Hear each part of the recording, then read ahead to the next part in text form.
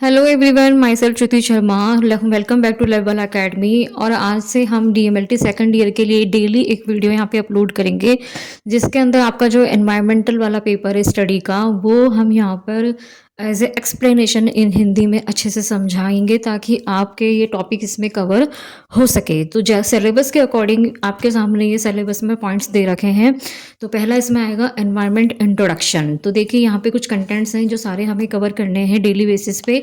तो जैसे जैसे वीडियो बनते जाएंगे, यहाँ पर अपलोड होते जाएंगे, तो आप ये अगर इस चैनल पे अगर आप कंटिन्यूस बनकर बने रहेंगे, सपोर्ट करेंगे, तो ये मैं पूरा कोर्स आपको एनवायरमेंटल स्टडी का यहाँ पर करवा दूंगी, क्योंकि अब आपके एग्ज़ाम आने वाले हैं तो आपको भी तैयारी करनी चाहिए। इसलिए तो पहला जो स्टार्ट करते हैं आज हम एनवायरमेंटल स्टडी में, पहला है एनवायरमेंट इंट्रोडक्शन। ओके, तो देखिए यहाँ से स्टार्ट करते हैं। बने रहिए आप इस वीडियो में और अंत तक इसको देखना, ताकि आपके जो भी कंसेप्ट जो आपको समझ में नहीं आ रहे हैं वो आपके बेसिकली यहाँ पर क्लियर हो जाएंगे। ठीक है। तो environment study, all the physical surrounding earth are called the environment. The environment include everything living and everything non living environment can be. environment क्या होता है? मतलब ऐसा पारिस्थितिक तंत्र जहाँ पर कि लिविंग और नॉन लिविंग दोनों ही ऑब्जेक्ट प्रेजेंट होते हैं। ठीक है। लिविंग में मतलब कि सारे जितने भी लिविंग होते हैं, ऑर्गेनिज्म होते हैं, एनिमल्स हो गए या फिर प्लांट्स हो गए या जो भी हैं, हम ह्यूमंस हैं, सब कुछ लिविंग है। नॉन लिविंग के अंदर जैसे सूर्य हो गया, तापमान हो गया, वायु हो गई, जल हो गया, ये सारे क्या है? नॉन लिविंग है। ये सब मिलके क्या बनाते हैं? हमारा पारिस्थितिकी तंत्र बनाते हैं, यानी कि एक एनवायरनमेंट बनाते हैं। तो कॉम्प्लेक्स इसके अंदर देखिए आप, फिजिकल, केमिकल, बायोटिक फैक्टर तो and biotic factor such as a climate, soil, living, सब इसके अंदर आएगा। Organism in ecology community ultimately determined for survival. यानी कहने का मतलब ये है कि अगर आपको एनवायरनमेंट में सर्वाइव करना है तो आपको इन सारे फैक्टर के इंक्लूड करना पड़ेगा, जिसमें फिजिकल भी आता है, केमिकल भी आता है और बायोलॉजिकल भी आता है। तो the surrounding condition factor, soil, climate, living things that influence plant और animal characteristic and ability to survive. अब ऐसा नहीं है कि केवल लिविंग ऑर्गेनिज्म प्रेजेंट और आपकी लाइफ चली जाएगी, ऐसा नहीं होता है। हमें वहाँ पे क्लाइमेट, हमें वहाँ का तापमान, हमें वहाँ का वायु, जल, प्रकाश, सब चीज़ें चाहिए। तो एनवायरनमेंट के अंदर क्या चाहिए? लिविंग भी चाहिए, नॉन लिविंग भी चाहिए, और सारी कंडीशन उसके अंदर अप्लाई होती है ताकि आपका जो सर्वाइवल है एनवायरनमेंट में वो बना रहे। तो क्लासिफिकेशन ऑफ एनवायरनमेंट को फिर डिवाइड किया गया है। तो एनवायरनमेंट को फिर बताया गया है कि 2 पार्ट में बताया गया है कि एक बायोटिक कंपोनेंट और एबायोटिक। बेसिकली ये एनवायरनमेंट के 2 ऐसे घटक होते हैं जो कि बहुत इंपॉर्टेंट है, बायोटिक कंपोनेंट और एबायोटिक कंपोनेंट। तो इसको हम भी समझते हैं कि बायोटिक और एबायोटिक कंपोनेंट्स क्या होते हैं। तो biotic component including are living organism present in the environmental system. ठीक है। तो बायोटिक में, एबायोटिक में, from nutrition points of view the biotic components can be grouped into 2 basic component. देखिए पहली बात तो एनवायरनमेंट में 2 घटक होते हैं, बायोटिक एनवायरनमेंट, और फिर बायोटिक को फिर बांटा गया है ऑटोट्रॉफिक कंपोनेंट और हेटेरोट्रॉफिक कंपोनेंट। ऑटोट्रॉफिक मतलब जो सेल्फ होते हैं, बनाते हैं, हेटेरो मतलब जो दूसरों पर डिपेंड होते हैं। तो अब ये लिविंग की बात चल रही है ना, बायोटिक की बात चल रही है, एबायोटिक की बात नहीं चल रही, बायोटिक की बात चल रही है। तो ऑटोट्रॉफिक में कौन आते हैं? इसमें प्लांट्स आते हैं, क्योंकि ये खुद अपना खाना बनाते हैं, क्योंकि सन की लाइट प्रेजेंस में खुद अपना मैन्युफैक्चर करते हैं, ये किसी पे डिपेंड नहीं होते हैं प्लांट्स। जबकि हेटेरोट्रॉफिक कंपोनेंट्स क्या होते हैं? जिसके अंदर प्लांट्स इंक्लूड नहीं होते, हम सब एनिमल्स होते हैं, ह्यूमंस होते हैं, जो कि अपना खुद का हम खाना है वो किस पे डिपेंड कर रहे हैं? हम प्लांट्स पे डिपेंड कर रहे हैं। तो हम किस में आते हैं? हेटेरोट्रॉफिक में आते हैं, और प्लांट्स किस में आते हैं? ऑटोट्रॉफिक में आते हैं। तो ये बेसिकली आपको समझना है कि ऑटोट्रॉफिक और हेटेरोट्रॉफिक क्या होता है। So biotic components of ecosystem is be describe under the following 3 heads से। अब जो बायोटिक कंपोनेंट्स है, फर्दर इनको फिर 3 भाग में बांटा गया है। कौन कौन से? Producers, consumers and decomposer. Producers मतलब वो प्रोड्यूसर जो कि खुद अपना खाना बनाते हैं, कंज्यूमर जो उपभोग करते हैं, मतलब जो बनाया है प्लांट्स ने, उसको फिर कौन खा रहा है? कंज्यूमर खा रहा है, यानी हम जैसे लोग खा रहे हैं, एनिमल्स खा रहे हैं, या फिर ह्यूमंस खा रहे हैं। तो वो हम क्या कहलाते हैं? हम कंज्यूमर में आते हैं, क्योंकि हम अपना खाना खुद तो बनाते नहीं है। कौन बनाता है? प्लांट बनाते हैं। प्लांट क्या है? प्रोड्यूसर है, क्योंकि वो खुद बनाने की एबिलिटी रखते हैं, लेकिन हम तो नहीं रखते। डीकम्पोजर में जैसे आपके सारे माइक्रो ऑर्गेनिज्म आते हैं, या फिर कोई ऐसे कीड़े आते हैं जो कि क्या करते हैं? बने बनाए खाने को फिर क्या करेंगे? वो डिकम्पोज करेंगे, उसका अपघटन करेंगे। तो बेसिकली बायोटिक में ये सारे ही बायोलॉजिकल हैं, क्योंकि प्लांट लिविंग है, हम भी लिविंग है, और जो सूक्ष्म जीव होते हैं वो भी क्या है? जैसे फंगी, एल्गी वगैरह, ये सब ये भी क्या है? सब ये भी लिविंग ही है। तो ये सारे ही क्या कहलाते हैं, बायोटिक कंपोनेंट्स कहलाते हैं। The amount of biomass any time ecosystem is a standing crop which is express fresh weight डाइवेट of free energy in terms of calorie. कहने का मतलब ये है कि ये सब कुछ होने के बाद जब कोई प्रोड्यूसर यानी कि प्लांट्स अपना खाना बना देते हैं तो एक प्रकार का एक बायोमास इकोसिस्टम के अंदर डेवलप होता है, जो कि फिर आगे फर्दर बढ़ता जाता है, प्रोड्यूसर से कंज्यूमर, कंज्यूमर से डिकम्पोजर। तो बायोमास का जैसे मान लीजिए कोई चीज़ अगर मान लो आपकी 1 किलो बनी है तो फिर वो आगे अगर हम उसको कहें कि नहीं वो आगे वो बट रही है, बटने के बाद उसका क्या होगा, बायोमास क्या होगा, डिवाइडेशन होगा। तो सेम ऐसे होता है कि प्लांट भी बनाता जाता है, उसको लोग कंज्यूम करते जाते हैं, फिर नया बनता है, फिर कंज्यूम करते हैं, फिर उसका अपघटन होता है। तो टोटल मिला के बायोटिक कंपोनेंट्स के अंदर एनवायरनमेंट का जो ये घटक है उसके अंदर कौन आते हैं, ऑटोट्रॉफ आते हैं, हेटेरोट्रॉफ आते हैं। ठीक है, अब यहाँ पे एक चार्ट बना हुआ है जिसको हम समझते हैं यहाँ पर इकोसिस्टम के अंदर कंपोनेंट्स ऑफ इकोसिस्टम में। ये चार्ट हमें क्या बता रहा है, तो पूरा इकोसिस्टम यहाँ बता रखा है। इकोसिस्टम मतलब पारिस्थितिकी तंत्र होता है। तो यहाँ पे 2 फैक्टर है, एबायोटिक और बायोटिक। इसमें देखिए एक है क्लाइमेटिक फैक्टर और एक है एडेबिक फैक्टर। एबायोटिक मतलब वो होते हैं जिसमें कि नॉन लिविंग होते हैं यानी बायोलॉजिकल नहीं होते हैं। ठीक है, तो इसमें अगर क्लाइमेट की बात करें जो कि वातावरण से रिलेटेड होते हैं, जैसे रेन हो गया, टेम्परेचर हो गया, लाइट हो गई, रेन हो गया, टेम्परेचर हो गया, लाइट हो गई, विंड हो गया, एयर हो गई, है ना, ये सब भी हमारे कहीं ना कहीं हमारे एनवायरनमेंट को इफेक्ट करते हैं। और एनवायरनमेंट को इफेक्ट करने के साथ साथ ये फिर हमारे एनिमल्स को भी इफेक्ट करते हैं, ह्यूमंस को भी इफेक्ट करते हैं। साथ में एडेपिक फैक्टर जो होते हैं, जो अदर होते हैं, जैसे सोइल हो गया, पीएच हो गया, मिनरल्स हो गया, टोपोग्राफी हो गई, ये सब भी क्या होते हैं, ये भी एनवायरनमेंट फैक्टर है, नॉन लिविंग है। तो आपको बेसिकली ध्यान ये रखना है कि एबायोटिक में कौन आता है, नॉन लिविंग आते हैं। अब बायोटिक की अगर बात करें तो बायोटिक में फिर इनको 3 भागों में बांटा गया है, जो हमने पीछे पढ़ा था अभी कि प्रोड्यूसर, कंज्यूमर, डिकम्पोजर। प्रोड्यूसर कौन थे, ऑटोट्रॉफिक थे, कंज्यूमर कौन थे, हेटेरोट्रॉफिक थे, और डिकम्पोजर कौन होते हैं, जैसे सूक्ष्म जीव होते हैं। तो प्रोड्यूसर में कौन आता है, green plants, autotrophic, primary, secondary, tertiary, quaternary, heterotrophic, और डिकम्पोजर बैक्टीरिया, फंजाई और सेप्रोफोटा। ये सब हम आगे समझेंगे डिटेल के अंदर। तो आपको बेसिकली ये चार्ट आपको अगर आप एग्जाम में बनाएंगे, अगर आपका एग्जाम में क्वेश्चन आता है तो आप ये चार्ट वाइज आप यहाँ पर बना सकते हैं। आप चाहे तो स्क्रीनशॉट भी ले सकते हैं इस वीडियो का, या फिर आप उतार भी सकते हैं नोट से, कोई दिक्कत नहीं है इसमें। ठीक है, तो प्रोड्यूसर में है। अब हम पहली बात करेंगे जो बायोटिक कंपोनेंट्स में, तो बायोटिक कंपोनेंट्स को हम डिटेल में समझेंगे। प्रोड्यूसर यानी कि होटोट्रॉफिक एलिमेंट। तो producer are the autotrophic element, green plant, they use radiant energy, sun is photosynthetic, estimate light energy is converted into chemical energy. Chemical energy is actually looked up in the energy rich carbon compound oxygen involve by product in the photosynthesis. Producer कौन है, plant है ना। Plant क्या करते हैं, photosynthesis करते हैं। किसके प्रेजेंस में करते हैं, ग्रीन लीफ के प्रेजेंस में करते हैं, वाटर के प्रेजेंस में करते हैं, सनलाइट के प्रेजेंस में करते हैं। साथ में वहाँ पर क्या होता है, वो एनर्जी चाहिए होती है, केमिकल एनर्जी। केमिकल एनर्जी के कारण वो क्या बनाते हैं, अपना फूड बनाते हैं। तो फूड बनाने के बाद ये सारे जो ऑन लिविंग ऑर्गेनिज्म होते हैं hydrophytes of ponds, gas field, grasses, forest are example producer. Chemosynthetic bacteria, carotenoid bearing, purple bacteria also estimate CO2 with the energy of sunlight but only in the presence of organic compound also belong this category. यानी कहने का मतलब है कि इस वाली category में सारे ही उन ऑर्गेनिक कंपाउंड्स को रखा गया है जो कि हेल्प करते हैं किसमें, जैसे कि कोई आपने देखा होगा बड़ी बड़ी घास वाला एरिया होता है, या फिर कोई ग्रास लैंड होती है जहाँ पर कि सारा ग्रीन ग्रीन एरिया होता है, तो वहाँ पे बेसिकली कीमोसिंथेटिक टाइप के बैक्टीरिया भी उस सॉइल के अंदर प्रेजेंट होते हैं, जो कि उन प्रोड्यूसर यानी प्लांट्स को अपना खाना बनाने में हेल्प करते हैं। क्योंकि वहाँ पे O2 CO2 का जो भी एक्सचेंज होती है एनर्जी, जो गैस जो एनर्जी चेंज होती है, उनकी प्रेजेंस में प्रोड्यूसर अपना काम करते हैं। तो प्रोड्यूसर कौन है यहाँ पर, प्लांट्स हैं, क्योंकि ये उत्पादक है, मतलब ये खुद अपना भोजन खुद बनाते हैं। The term of producer is misleading one because energy contest producer produce carbohydrate not energy since they convert radiant energy into chemical form. यानी कहने का मतलब ये है कि यहाँ पर जो प्लांट है वो अपना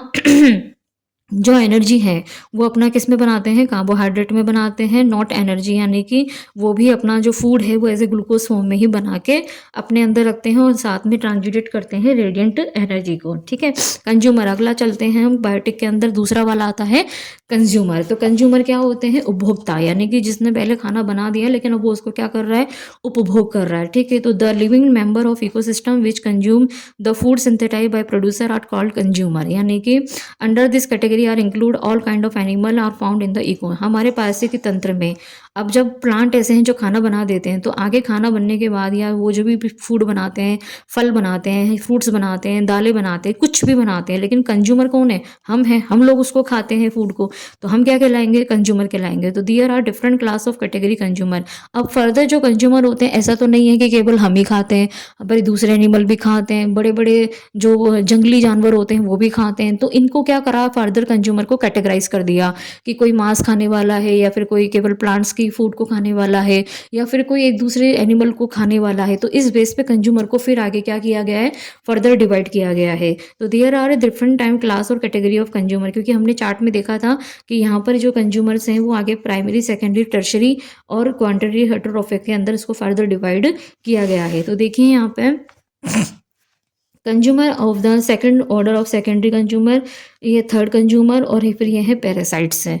तो पहला आएगा कंज्यूमर में 3 कैटेगरी है। पहला है इसमें प्राइमरी कंज्यूमर। तो प्राइमरी कंज्यूमर क्या बता रहा है कि these are purely herbivorous animal that are development for their food on producers और green plant, insect, rodent, rabbit, deer, cow, buffalo, goat, some of the common herbivores in the terrestrial ecosystem, small crustaceans molluscs in the aquatic habitat. कहने का मतलब ये है कि primary consumer में कौन आते हैं? ऐसे एनिमल जो कि डायरेक्टली डिपेंडेंट होते हैं प्लांट्स के ऊपर, घास के ऊपर, जो कि चरते हैं, चरने वाले जो भी होते हैं, जो घास खा लेते हैं, ठीक है, ऐसे वाले। क्योंकि वो किस पे डिपेंडेंट है? प्राइमरी इनको क्यों बोला गया है? क्योंकि डायरेक्ट ये किस पे डिपेंड है?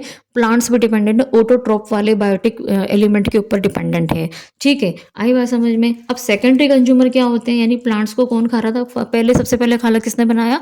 प्लांट्स ने बनाया। प्लांट्स को किसने खाया? एनिमल ने खाया। तो वो एनिमल जो कि डायरेक्ट प्लांट पे डिपेंडेंट है वो कहलाते हैं प्राइमरी। सेकेंडरी की अगर हम बात करें तो अब ऐसे ऐसे कंज्यूमर जिसने घास खा ली है, ठीक है, उनके पेट में घास चली गई है। अब घास खाए हुए एनिमल को जब कोई दूसरा एनिमल खा लेता है तो वो किस में आता है? सेकेंडरी कंज्यूमर में आता है। तो दीज आर कार्निवोरस और omnivorous. Carnivorous are they flesh eating animal. अब ये कैसा एनिमल खाएंगे? जो कि ये वाले एनिमल को जिसने ये खाया है, ठीक है। And the omnivorous are the animal that are adapted to consume herbivorous as well as plant is their food. Example of secondary consumer जैसे कि are sparrow, crow, fox, wolf, dog, cats, snakes है। यानी अगर इसमें से कोई भी animal अगर एक दूसरे को भी खा रहा है तो वो किस में आ जाएगा? कार्निवोरस में आ जाएगा। ओमनिवोरस जो होते हैं वो क्या करते हैं? अडेप्ट कर लेते हैं कंज्यूम को हर्बिवोरस से, ठीक है। तो सेकेंडरी कंज्यूमर में आपको 2 वर्ड याद रखने हैं, एक तो कार्निवोरस और एक होता है ओमनिवोरस, ठीक है। कार्निवोरस में होता है कि एनिमल एनिमल को खाता है, और ओमनिवोरस में होता है कि जो कि प्राइमरी कंज्यूमर यानी प्राइमरी जिसने घास खाई है उस वाले एनिमल का अब घटन होता है, मतलब उसको खाया जाता है, ठीक है। टर्शरी कंज्यूमर की बात करें हम तो ये क्या होते हैं? Tertiary consumer these are the top carnivorous which prey upon the other carnivorous, omnivorous, herbivorous, lion, tiger, hog, vulture considered as. अब टर्शरी वाले में वो जंगली जानवर आएंगे जो कि ऐसे वाले को भी खा लेते हैं जो घास खाते हैं, और ऐसे वाले को भी खा लेते हैं जो घास नहीं खाते हैं। मतलब कि टर्शरी वाले को तो कुल मिला के एनिमल चाहिए खाने के लिए, मांस चाहिए खाने के लिए, ठीक है। उनको नहीं फर्क पड़ता कि वो घास वाला है कि कौन सा वाला है। तो ये सबसे लास्ट वाला कंज्यूमर है। तो आपको समझ में आ गया होगा कि प्राइमरी और सेकेंडरी और टर्शरी। प्राइमरी में वो आते हैं जो डायरेक्ट प्लांट पे डिपेंड होते हैं, सेकेंडरी वो आते हैं जो कि प्लांट पे खाए हुए जानवरों को कोई जब दूसरा खाता है, और टर्शरी में तो सारे आ जाते हैं। यानी ये वाला जो है वो डायरेक्ट वाले को भी खा सकता है, और जिसने घास खाई ऐसे एनिमल को भी खा सकता है, जिसने घास नहीं खाई उसको भी खा सकता है, और जिसने सेकेंडरी वाला यानी कि जिसने इस एनिमल को खाया है, प्राइमरी वाले को खाया है, उसको फिर थर्ड टर्सरी वाला खा जाता है। जैसे कि मान लीजिए अगर एग्जाम्पल की बात चलें, जैसे चूहा है, चूहे को फिर बिल्ली खाती है, बिल्ली को फिर कोई और खा जाता है। तो इस तरह से इकोसिस्टम चलता रहता है कि छोटे जानवर को बड़ा खाएगा, फिर उसको बड़ा खाएगा। तो क्या हो जाएगा? एनवायरनमेंट में एक बैलेंस बना रहता है कि हाँ, कि कंज्यूमर जो हो रहा है वो मतलब जितना ज़्यादा कंज्यूमर बन रहे हैं उतना ज़्यादा उनके साथ क्या हो रहा है? उनका विनाश भी हो रहा है, यानी कि वो हमारे इकोसिस्टम के अंदर डिस्ट्रॉयड भी हो रहे हैं। इसलिए इनको हम क्या बोलते हैं? बायोटिक कंपोनेंट बोलते हैं। डिकम्पोजर में क्या आता है? Transformer. Decomposer are transformer are the living components of the ecosystem. ये भी लिविंग सिस्टम में ही आते हैं। जैसे कि दे आर फंजाई है, बैक्टीरिया है, डिकम्पोजर हैं, ये डेड रिमेन। ये क्या होते हैं? जितने भी ऑर्गेनिक मटेरियल होते हैं, जैसे कि कोई रोटी हो गई, सब्जी हो गई या चाहे जितना भी ऑर्गेनिक मटेरियल प्लांट्स बना के गिरा देते हैं ज़मीन के ऊपर, है ना? वहाँ पे क्या होता है, ऑर्गेनिक कंपाउंड्स होते हैं उनके अंदर, कार्बन कंपाउंड्स होते हैं। तो ये बेसिकली फंजाई बैक्टीरिया का काम क्या होता है कि वो जो बना बनाया जो कार्बन एलिमेंट होता है, उसको ये क्या करते हैं, उसका अपघटन करना चालू कर देते हैं, डिग्रेड करना चालू करते हैं, उनके मॉलिक्यूल को तोड़ना चालू कर देते हैं। ठीक है, उनको चूसते रहते हैं, transformation which change the organic compound into inorganic. तो जो कार्बन जो कंपाउंड थे उसको वो क्या करेंगे, इनऑर्गेनिक में चेंज करेंगे, इसलिए उनको क्या बोला जाता है, डी। तो डिकम्पोजर को अगर बेसिकली अगर हम बिल्कुल नई लैंग्वेज में समझे तो इसका मतलब ये होता है कि ऐसे जीव यानी ऐसे माइक्रो ऑर्गेनिज्म जो कि ऑर्गेनिक कंपाउंड का डिकम्पोज करके उसको इनऑर्गेनिक कंपाउंड के अंदर चेंज कर देते हैं। ठीक है, the decomposer are transfer play very important role in maintaining the dynamic nature of ecosystem. Okay, फिर आता है एबायोटिक नॉन लिविंग कंपोनेंट्स, जिसमें आता है क्लाइमेटिक लाइट। लाइट में देखिए, लाइट एक ऐसा फैक्टर है जो कि light is a very primary factor in photosynthesis, very profound ecologic important. The fact the sunlight not only light way used assimilation but in addition heat rays and ultraviolet ray, both of which influence many plant animal, some animal like cockroach and moss और बार्सन। कहने का मतलब ये कि ecosystem में अब हम living तो पढ़ चुके हैं, नॉन लिविंग में क्या आएगा, लाइट। तो लाइट सबसे पहली वो सोर्सेज है जो कि प्लांट्स को सबसे पहले इंपॉर्टेंट होती है ताकि वो अपना भोजन बना पाएँ। तो अगर ये नहीं होगी तो वो एटोट्रॉफ अपना काम नहीं कर पाएंगे। टेम्परेचर भी एक इंपॉर्टेंट फैक्टर है, जैसे कि इसके अंदर टेम्परेचर बड़ा इन्फ्लुएंस करता है। जैसे ये मास्टर फैक्टर डिस्ट्रीब्यूशन वेजिटेरियन और the earth. Temperature influence almost activity of plant, जैसे फोटोसिंथेसिस, रेस्पिरेशन है, ऑब्जर्वेशन है, वाटर है, transmission, germination, growth, human reproduction. Many animals such as birds animal migrate to water place in to avoid extreme cold. Temperature अगर ज़्यादा ठंडा, सर्दी, गर्मी, ये सारे जो एनवायरमेंट होते हैं वो बेसिकली प्रोड्यूसर्स यानी प्लांट्स को बहुत इफेक्ट करते हैं कि क्या सीजन चल रहा है, क्या टेम्परेचर चल रहा है, क्रॉप का क्या चल रहा है, उसके बेस पे ही तो फोटोसिंथेसिस वाली प्रक्रिया होती है। Animal live inside borrows and avoid the insect heat of the dessert. यानी कि कहने का मतलब ये है कि कुल मिला के टेम्परेचर और लाइट ये दो ऐसे फैक्टर हैं जो कि एबायोटिक कंपोनेंट में आते हैं और इकोसिस्टम में इनका बहुत बड़ा रोल होता है। विंड का मतलब होता है हवा, also important ecological factor which affect both directly indirectly. Direct effect wind are the main reason which are quite often exposed to violent wind. Violent wind often break off its twigs and branch of plant, sometime even above the tree shrub, such as it prevents the growing larger tree above a certain height. Vegetation of such areas in the mostly composite species have a prostrate habit of growth and tenacious underground root of rhizome system. Wind का मतलब यहाँ पे ये बताया जा रहा है कि जो एबायोटिक फैक्टर होते हैं उसके अंदर विंड का जो इम्पोर्टेंट रोल होता है वो बेसिकली जैसे हमारी प्लांट की ब्रांचेस वगैरह होती है ना, अप्रूव ट्रीज वगैरह, शब्स वगैरह जो होती है वो उसको क्या करती, इफेक्ट करती है। इफेक्ट करने के कारण समटाइम उसको वो प्रिवेंट भी करती है। तो कभी कभी जब ये हाइट बहुत ज़्यादा हो जाती है ना, हमारे प्लांट्स की जब हाइट बहुत ज़्यादा हो जाती है तो जब ये हवा चलती है तो उनके ब्रांचेस को ये क्या करती है, प्रोटेक्ट करने का काम करती है। तो प्रेसिपिटेशन फिर है precipitation, rainfall. In general rainfall क्या है, ये भी डायरेक्टली एबायोटिक कंपोनेंट है। Source of soil moisture, absorption rain water, covering the most rain that fall on land result in condensation of water vapor derived from the surface of the ocean and the amount of rainfall on the। अब rain क्यों होना जरूरी है, बारिश भी इसलिए होना जरूरी है ताकि हमारे जमीन पर पानी की जब बूंद गिरेगी तो ही तो हमारी सॉइल की फर्टिलिटी बढ़ेगी, वहाँ पे मॉइस्चर होगा तो उसको क्या मिलेगी जो ऑब्जॉर्प्शन होगा, मतलब प्लांट्स को ऑब्जर्वेशन कहाँ से मिलेगा, सॉइल से मिलेगा, क्योंकि क्योंकि प्लांट्स की जड़ें होती है वो कहाँ जाती है, ज़मीन के अंदर जाती है। और फिर वो अंदर ज़मीन के अंदर जाने के लिए सॉइल को मॉइस्चर रखने के लिए रेन का होना बहुत ज़रूरी है ताकि वो वाटरफॉल अंदर तक जाए, लैंड के उसके सरफेस पे जमा हो जाए, मॉइस्चर हमेशा बना रहे और प्लांट्स अपना खाना खुद बना पाएँ। तो एबायोटिक कंपोनेंट सीधा इफेक्ट किसको कर रहा है, बायोटिक कंपोनेंट को कर रहा है, दैट इज इकोसिस्टम। ठीक है, mountain slope usually have right effect in sea from which are moisture derived from the. यानी यहाँ पे बता रहा है कि रेन कैसे बनती है। तो कहने का मतलब ये है कि यहाँ पे सी से मॉइस्चर डिमांड होती है, देन वो स्लोप बनता है, फिर वहाँ पे वो एक एनवायरनमेंट में स्लोप बनने के कारण फिर हमारे यहाँ पे रेन होती है। तो रेन और विंड भी बहुत इंपॉर्टेंट फैक्टर है एबायोटिक का। तो हमने लाइट पढ़ा, विंड पढ़ा, टेम्परेचर पढ़ा और एक हमारा रेनफॉल है। एटमॉस्फेयर ह्यूमिडिटी, ह्यूमिडिटी का मतलब होता है कि water present in the water, यानी water present in the environment के अंदर कितनी वाटर की वेपर प्रेजेंट है वो कहलाता है atmospheric humidity. Evaporation evaporation of water from the surface, transpiration from the plants are main cause of atmospheric humidity. Clouds, fog are the visible from the humidity. Humidity affect structure from the transmission in the plant. In high temperature or relative humidity is low and exposed water quickly evaporate and thus rate of transmission increase. मैं अगर इसको short में समझाऊँ आपको, तो humidity का basically मतलब ये होता है कि उस एनवायरनमेंट में, उस जगह पर कितनी वाटर की वेपर प्रेजेंट है। जैसे आपने देखा होगा गर्मी में हम जब कूलर चलाते हैं तो बंद कमरे में वहाँ पे ह्यूमिडिटी हो जाती है। तो ह्यूमिडिटी क्यों होती है? क्योंकि उस एनवायरनमेंट में, उस कमरे के अंदर वेपर आ जाती है, वाटर की वेपर आ जाती है, तो वहाँ पे क्या होती है? ह्यूमिडिटी जनरेट हो जाती है।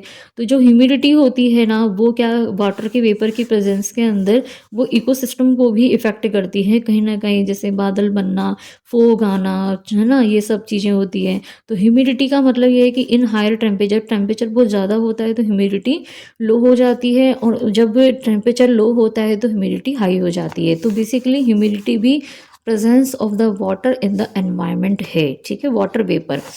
इनऑर्गेनिक सब्सटेंस में आते हैं जैसे carbon, nitrogen, hydrogen, oxygen, phosphorus, sulphur, involve material cycle, the amount of the substance present in the ecosystem non is standing stand for standing quality. ये तो इनऑर्गेनिक है, मतलब कि कुछ इनऑर्गेनिक एलिमेंट्स भी प्रेजेंट होते हैं ताकि वो कहीं ना कहीं मिनरल्स के फॉर्म में या कैसे भी फॉर्म में प्रेजेंट होते हैं।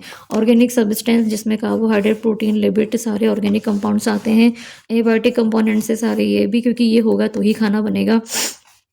Influence each other and link together to energy flow, क्योंकि किसी भी चाहे एनिमल हो, चाहे प्लांट हो, चाहे ह्यूमन हो, चाहे कोई भी हो, लेकिन सबको हमको क्या चाहिए? एनर्जी चाहिए। और एनर्जी हमें कहाँ से मिलेगी? कार्बोहाइड्रेट से मिलेगी। कार्बोहाइड्रेट कहाँ से मिलेगा? हमें प्लांट से मिलेगा। तो बेसिकली एबायोटिक कंपोनेंट भी सीधे इफेक्ट करते हैं लिविंग ऑर्गेनिज्म को। केवल लिविंग होने से काम नहीं चलेगा, हमें, हमारे पास ऑर्गेनिक, इनऑर्गेनिक सारे एलिमेंट हमें चाहिए सर्वाइवल के लिए, ठीक है। Effect of environmental pollution, effect of environmental pollution. Environmental pollution is the contained action, is the physical biological component earth atmosphere system. Environmental processes are adversely affected from the decayed population exploitation, यानी कि environment का जो pollution होता है, contamination, वो physically, biological, atmosphere की वजह से होता है, ठीक है। इसमें जो commercialisation, pesticide, increased number of vehicles, many more reasons are changing climate which result into the damage climate factor like rainfall, wind, temperature and all result of biodiversity, human and earth। Effect of environment pollution, देखिए हम दैनिक जीवन के अंदर जितना भी pollution generate होता है तो कहीं ना कहीं वो इफ़ेक्ट किसको कर रहा है? वो कंज्यूमर को भी कर रहा है, प्रोड्यूसर को भी कर रहा है, और आगे जाके ये जो साइकिल है वो चलती रहती है, चलती रहती है। चाहे फिर वो इंडस्ट्री लेवल पे हो, चाहे कमर्शियल लेवल पे हो, आप कोई भी चीज़ बना रहे हैं और उसका अगर वो एनवायरनमेंट में अगर जाके रिलीज़ हो रही है विदाउट चिमनी या जैसे भी, अगर आपको, आप उसमें रिलीज़ कर रहे हैं, चाहे वाटर के फॉर्म में कर रहे हो, चाहे सॉलिड फॉर्म में कर रहे हो, लेकिन अगर ये सब चीज़ें वहाँ पे चलती रहेगी तो कहीं ना कहीं एनवायरनमेंट इफेक्ट होगा, एनवायरनमेंट से प्लांट इफेक्ट होंगे, प्लांट से हमारे फिर कंज्यूमर इफेक्ट होंगे। तो ये पूरा इकोसिस्टम का एक क्या होता है? साइकिल होता है। तो नॉन डिग्रेडेबल और परसिस्टेंट पॉल्यूटेंट्स इसमें दिखाया गया है कि degradation pollution pollutes can divide in two types, यानी नॉन डिग्रेडेबल और बायोडिग्रेडेबल।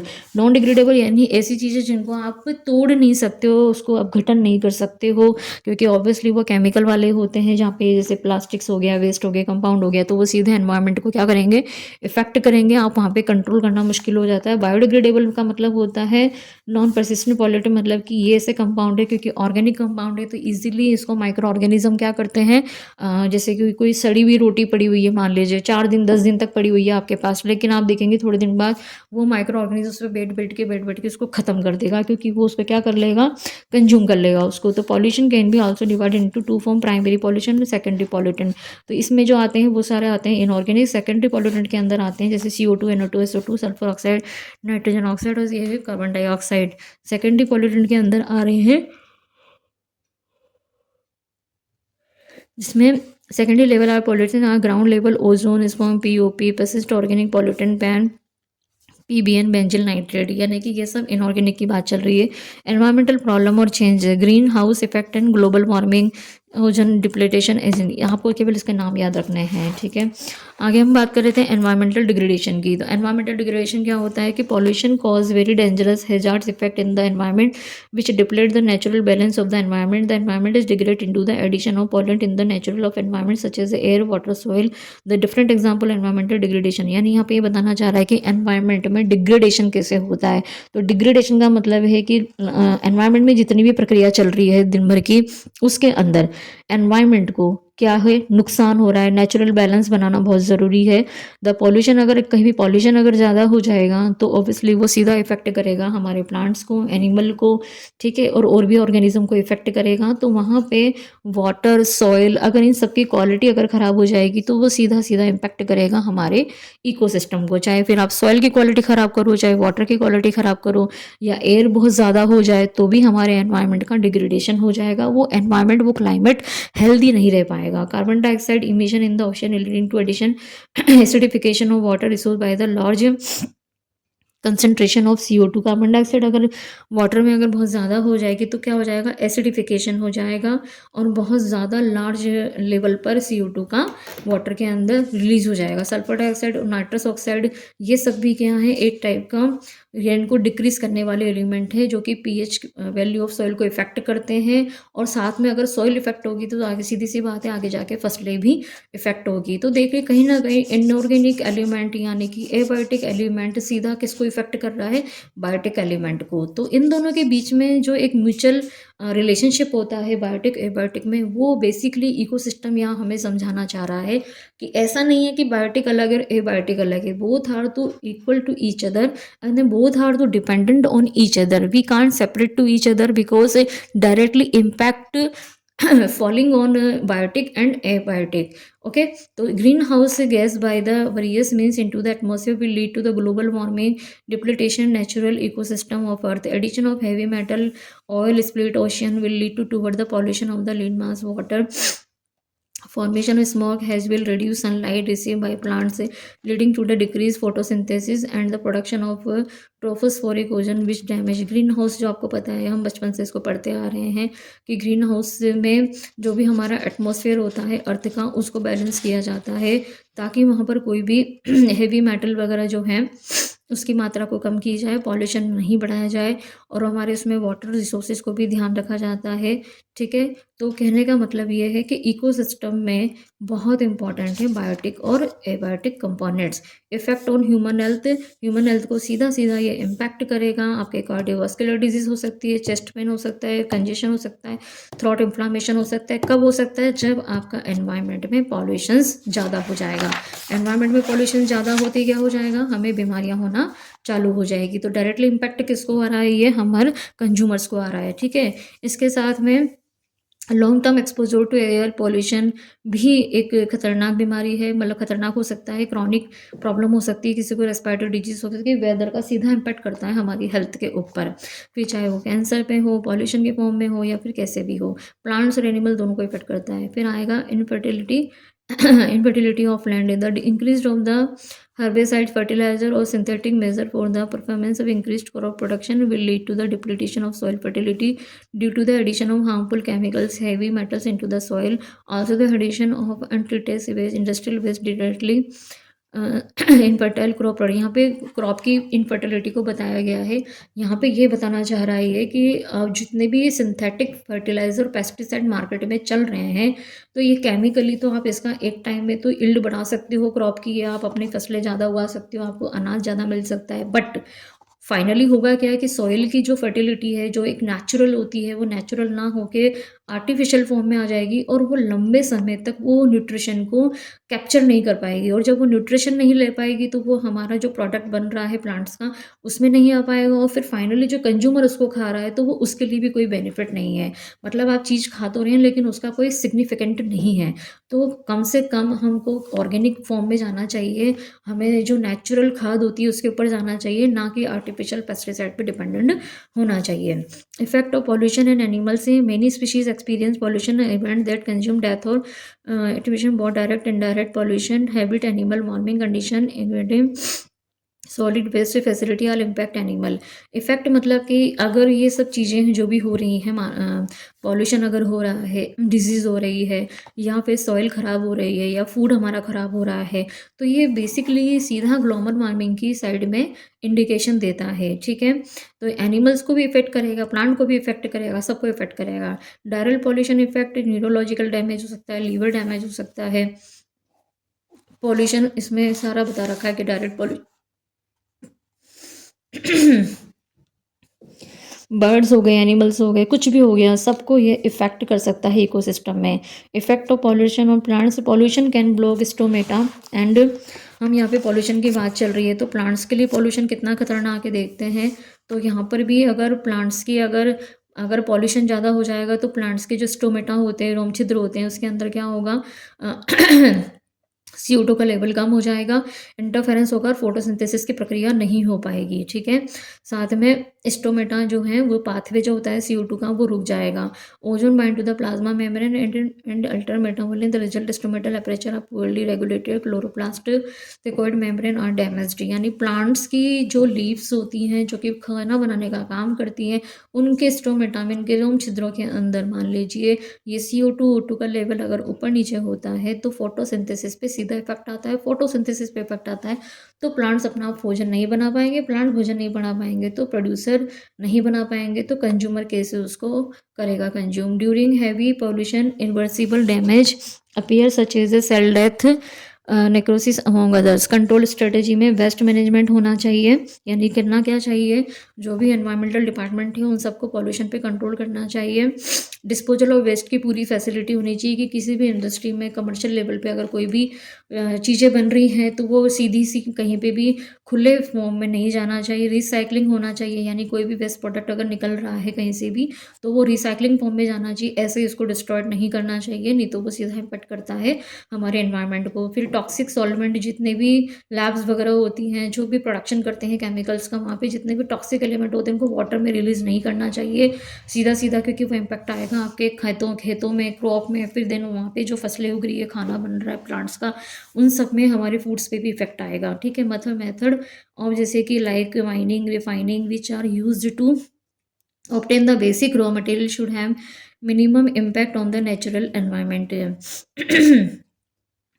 हमें ज़्यादा से ज़्यादा रॉ मटेरियल पे डिपेंड होना चाहिए, ना कि सिंथेटिक चीज़ों पे डिपेंड होना चाहिए। ठीक है, तो कहने का मतलब ये है कि इकोसिस्टम को बैलेंस करने के लिए हमारे पास कुछ ऐसी कंट्रोल स्ट्रेटेजी होनी चाहिए जो कि सीधा हमारे इकोसिस्टम को बैलेंस करके रखे, ना कि पॉल्यूशन को बढ़ाए। Develop various which can be use producing green chemicals and material. हमें ऐसे केमिकल तो हो लेकिन ग्रीन केमिकल्स का मतलब वो होता है जिससे कि कोई हार्म ना हो। ठीक है, हाँ, विदाउट हार्मलेस केमिकल हमें बनाने चाहिए, बहुत ज़्यादा फ्लेमेबल अगर ऐसे नहीं होने चाहिए जो कि अंदर से हमारी सॉइल की फर्टिलिटी को ख़राब कर रहे हैं या फिर प्लांट्स को ख़राब कर रहे हैं, या जो भी इकोसिस्टम में पड़ने वाले इफेक्ट को कंट्रोल करना है। कुल मिला के control measure in vehicle emission of recycling material such as raw material cost as well as reduce the cost of disposal. यानी कि जितना माल आप बना रहे हैं उतना जितना कि माल, रिसाइकलिंग ऑफ मिनरल्स का मतलब ये है यहाँ पर कि कॉस्ट इफेक्टिव तो होता ही है। जितना माल आप बना रहे हैं वो बनाने के बाद जितना भी कचरा निकल रहा है उन कचरे से को भी हमें रिसाइकलिंग करना आना चाहिए ताकि एनवायरनमेंट में वो बैलेंस बना रहे। पता चले कि बहुत ज़्यादा अगर वेस्ट निकल गया है तो वो वेस्ट ऐसे ही जा रहा है और उसका कोई रिसाइकलिंग नहीं हो रहा है, तो कॉस्ट तो जा ही रही है और साथ में पॉल्यूशन भी बढ़ रहा है। तो आई होप ये वाली यूनिट यहाँ पर कंप्लीट हो गई है। कल हम सेकंड यूनिट पढ़ेंगे वाटर पॉल्यूशन। अगर आपको पसंद आया हो ये लेक्चर तो आप इसको लाइक करें, शेयर करें और भी अपने फ्रेंड्स वगैरह को आप बताएं कि ये एनवायरमेंटल स्टडी की अभी हम सीरीज चला रहे हैं, तो डेली हम एक चैप्टर यहाँ पर कंप्लीट करेंगे।